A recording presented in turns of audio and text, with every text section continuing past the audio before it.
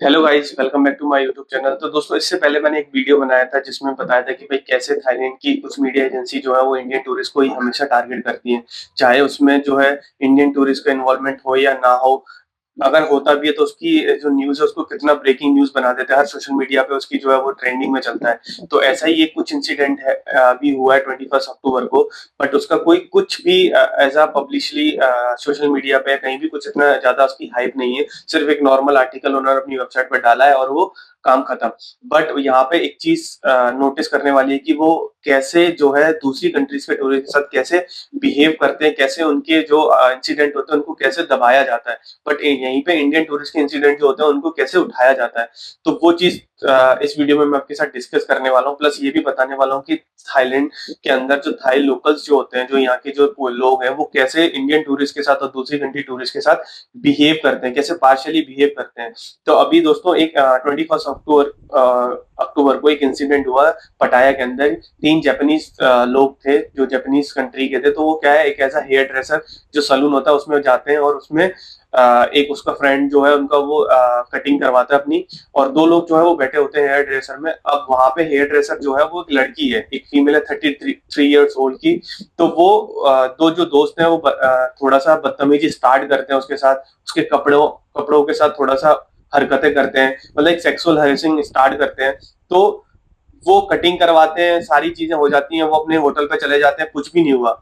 वो जो लड़की है वो सिर्फ अपना एक जो वीडियो उसके सलून के अंदर जो कैमरा लगा था उसकी वीडियो निकालती है, निकाल के वो सीधा एक सोशल मीडिया पे डाल देती है और पुलिस को दे देती है एज एविडेंस। तो पुलिस जो है वो उन तीनों टूरिस्ट को उनके होटल से उनको लेके आती है पुलिस स्टेशन में, उनसे बातचीत करती है, नॉर्मल बातचीत, कोई भी अभी तक किसी कहीं भी ऐसी कुछ भी न्यूज का कोई कुछ नहीं।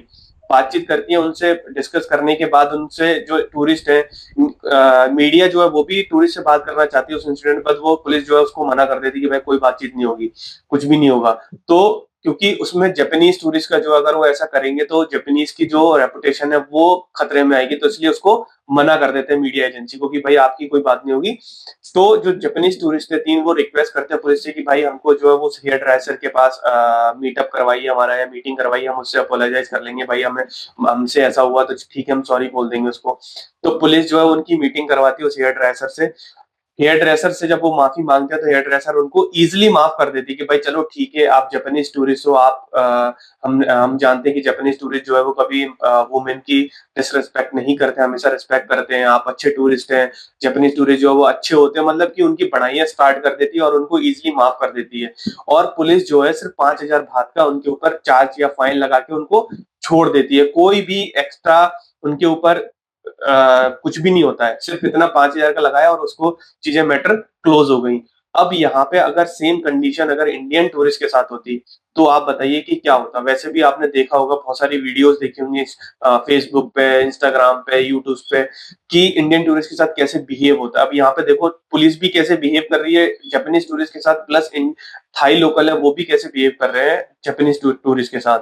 यहाँ पे अगर इंडियन टूरिस्ट होता तो मैं, मुझे जितना एक्सपीरियंस है, मुझे 3 साल हो गए थाईलैंड के अंदर, मेरा जो एक्सपीरियंस है, पहली चीज तो वो जो लड़की है वो पहले ही वहीं पे स्टार्ट कर देती इंडियन टूरिस्ट के साथ मिसबिहेव करना कि ये आप जो कर रहे हो वो गलत है, ऐसा वैसा। मे बी वो थोड़ा सा ज्यादा चला जाता तो पुलिस जो है उनको उस सलून में ही आना पड़ता, पुलिस को कॉल करते हैं। और यहाँ पे एक चीज है, जैसे हम बोलते हैं ना कि मोमडन जो होते हैं वो भाई मोमडन एक दूसरे की मदद करते हैं, चाहे कैसा भी हो। मुस्लिम मुस्लिम की मदद करता है, तो ऐसे ही यहाँ पे थाई जो है ना वो लोकल जो है वो लोकल्स की मदद करते हैं, चाहे कैसा भी कुछ भी चीज क्यों ना हो जाए। आप ये मत सोचना कि सामने वाला भाई आप इसने देखा कि कैसे क्या चीजें हुई है तो ये हमारा सपोर्ट करेगा, कुछ भी नहीं करेगा, वो उसी थाई का ही सपोर्ट करेगा। तो यहाँ पे वो पुलिस उसी सलून में आती, वही सारी चीजें होती, और मे भी हो सकता है वो 5,000 की जगह उससे ज्यादा फाइन लेते, और मे भी हो सकता है उसको डिपोर्ट भी कर देते अगर ये इंडियन टूरिस्ट के साथ होता। तो ये आप देखिए कि कैसे जो है इंडियन टूरिस्ट के साथ थाईलैंड में पार्शियलिटी होती है। पुलिस भी करती है, प्लस यहाँ के जो लोकल है वो भी करते हैं। उसका रीजन सबसे बड़ा मैंने आपको इससे पहले भी बताया था, करेंसी को लेके है कि भाई जिसके पास जितना पैसा उसकी उतनी इज्जत। क्योंकि थाईलैंड की करेंसी जो है वो इंडिया से कम है, तो हमेशा थाईलैंड के जो लोग है ना वो इंडियन टूरिस्ट को हमेशा गरीब या फिर सोचते हैं कि हमसे नीचा है। और वही जापानीज है, चाइना है, ये साउथ ईस्ट एशिया जो कंट्रीज है, वो वहां के लोग जो सोचते हैं थाईलैंड को एक ऐसा पुअर कंट्री कि भाई ये जो है वो हमसे नीचा है। तो यही एक कारण है सबसे बड़ा। तो अगर आप थाईलैंड में आते हैं तो थोड़ी-सी अपनी चीज़ें देखिए, अगर आप कहीं पब्लिक एरिया में अगर आपके साथ कुछ ऐसा होता है तो तुरंत उसकी वीडियो बनाएँ।